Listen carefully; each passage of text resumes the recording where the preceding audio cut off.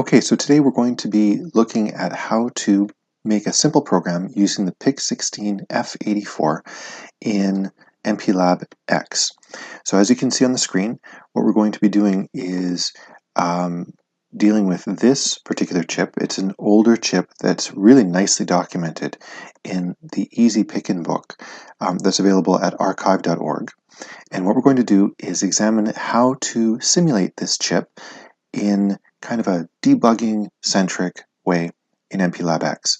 So to do that, what we're going to do is we're going to examine the output, the digital output of pin 17, which corresponds to port A, pin 0 of the PIC16F84. And this also corresponds to pin 17 of the chip, which is found on this side right over here of the chip itself. So what we're going to do is we're going to start a project over in MPLAB X version 5.05, which is what I'm running right now. To start a project, I go into this new project icon. I choose Microchip Embedded, Standalone Project. Next. In my case, I'm going to type in PIC16F84A. So this is the specific chip that I want, and we need to specify that to the compiler. I'm going to say that instead of using one of these debugging modules, I'm going to use the simulator to run the program. And I need to verify that I'm using a particular type of compiler, in this case XC8 version 2, which is the latest one that's available from Microchip. I'm going to call this my YouTube PIC16F84A version 1 video. So that's the name of the project. I hit finish. And what you'll see is in the project tab up on the left, there'll be the project that will show up right there. And over here, I have the editor window. And down below, I'll have an output view for interactions that we'll do with the simulated chip. But what we need to do here is we need to create a source file in my project. So I right-click on Source Files. I say New, Other, Microchip Embedded, C main file. So we're going to program this in C. I hit next. The default of new main extension.c is fine. Project, that's correct. I hit finish. And we'll create a template in the C programming language that MPLAB X understands. So we have it right here. And what I need to do is change this around a little bit. Okay, so I don't need these two header files right here. What's super important is that we include xc.h, which is the standard include file for microchip chips. It could be an Atmega 328, it could be a PIC32MX something or other, or it could be one of these PIC16s. It doesn't matter. This is a standard header file that allows the compiler to understand what the chip needs. In here, I'm going to be doing two things. I'm going to define that the RA0 pin, or pin 17, is supposed to be an output, and then I'm also going to specify that it needs to be either a logic 1, which corresponds to 5 volts, or logic 0, which corresponds to ground or 0 volts. So this is going to be an output, and this is going to be controlled by the TRIS, or the tri-state port A register. And I'm also going to control the specific type of output with the port A register. So going back over into MPLAB X, I'm going to define the type of behavior, the fact that it's digital input output, using the tri-state port A register. I'm going to set this equal to a series of binary digits. So I'm going to say I want a binary number, so 0B, and I'm going to say that there's going to be 8 digits that go along with it. So this is going to be for bit 7, bit 6, bit 5, bit 4, bit 3, bit 2, bit 1, and bit 0, like that. And bit 0 is going to be the one that corresponds to RA0. So RA0 in both cases needs to be about bit 0 in both the tris A number and the port A number. Okay, so bit 0, the rightmost one, is for RA0. Then after that, what I need to do is I need to specify that I want port A to output a 5 volts or a logic high. So I say port A is equal to, 0B, so a binary number. So each bit in this binary number corresponds to one component of the register for port A or for tris A. So bit 7, bit 6, bit 5, bit 4, bit 3, bit 2, bit 1, and bit 0 I want to be set to 1 to make it logic 1. So bit 0 for RA0 is going to be logic high, or 5 volts. Next, I'm going to want to switch it off. Port A is equal to 0B, so a binary number, bit 7, bit 6, bit 5, bit 4, bit 3, bit 2, bit 1, and bit 0. So now RA0 is going to be equal to 0 volts. So are the other ones, but RA is the one that we're actually concerned about. So bit 0, we don't really care what the other ones are actually doing. RA0 is going to be logic low, or 0 volts. Okay. Now, what else do we need to know?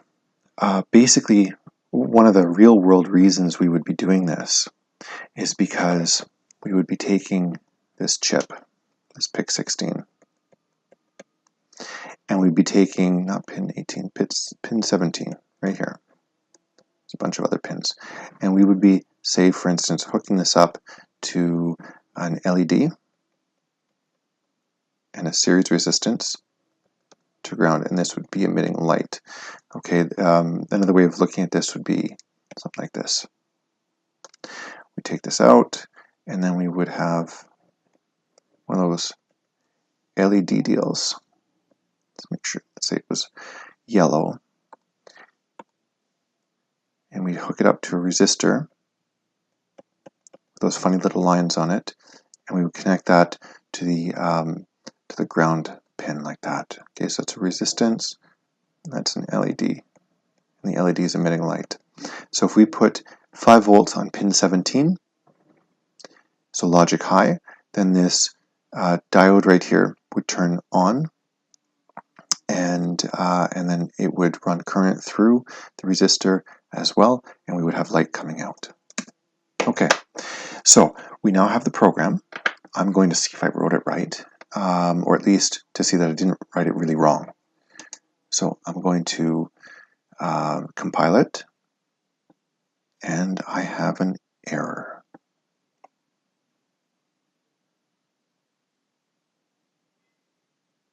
Oh,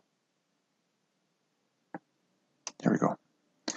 I'm going to say return 0, like that.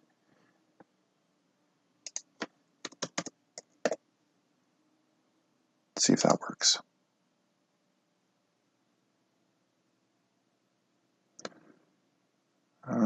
There we go. Okay, so because int has a, main has an int return component, I have to return a 0 to it, which is an integer of value 0. Okay, so it's now compiled, and I need to add a breakpoint. So we're going to be simulating this, and we need it to halt or break on the very first line of the program. So in line tris A is equal to this series of binary bits. I'm going to click on there. It's highlighted in red, and now it means that there's going to be a breakpoint. Okay, so now I'm going to hit compile one more time just to make sure everything's good. It appears to be good. I'm now going to go over to the debug main project. I'm going to debug it, but before I do that, what I want to do is I want to add in 2 views of the input-output pins. So I go Window, Debugging, I/O view, like that. And I'm going to select port A. I'm going to open them up like that. Okay, so here I can see port A and tris A, their addresses in memory, what their values are to begin with. It looks like it'll be 0 and 0. And then each of the individual bits, 0 through 4, of tris A and port A are highlighted right here, and we can view them over in time to see what's going to actually happen. The other view that I want is a simulator I/O pin view. Okay, and it's right here. And it's going to be for RA0. Okay, like that. So now I'm going to hit debug.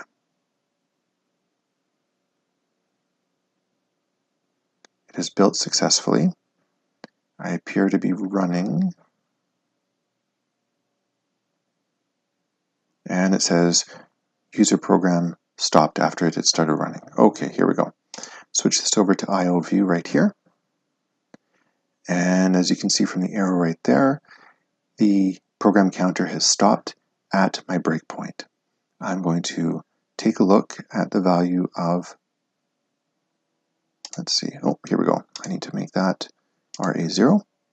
Okay, so currently, before tris A engages, the RA0 mode is considered to be a digital input with a value of 0. I'm going to execute that line. So I'm going to step over using F8, or this icon right here. I step. And as you can see, RA0 has now been turned into a digital output with a default value of 0. We're now ready to execute the port A is equal to 8 digits, 7 of which are 0 and 1 of which is 1. That's going to set RA0 in my port A register right here. I'm going to step. And now what you can see is that RA0 has been turned into 1. RA0 has been turned into 1. I now am ready to execute the next port A command, or the assignment to the port A register. I'm going to step over and watch what happens. We have now got port A, RA0 set to 0, and tris A remains zeros everywhere. Okay, so you can see that there was a change in RA0. Here, digital out is still its mode, and its value output is 0 logic, or 0 volts. And there you have it. We have set up a program in MPLAB X using the XT8 compiler and the PIC16F84A, and we have examined it in simulation, which we can also do with using a debugger. We can take a look at, and we have looked at, the state of the tri-state register, tris A for port A, as well as the port A register that contained the output values that we wanted for the particular pins that we were interested in this case RA0. And there you have it, a quick and dirty little look at programming the PIC16F84A in MPLAB X using the XT8 compiler.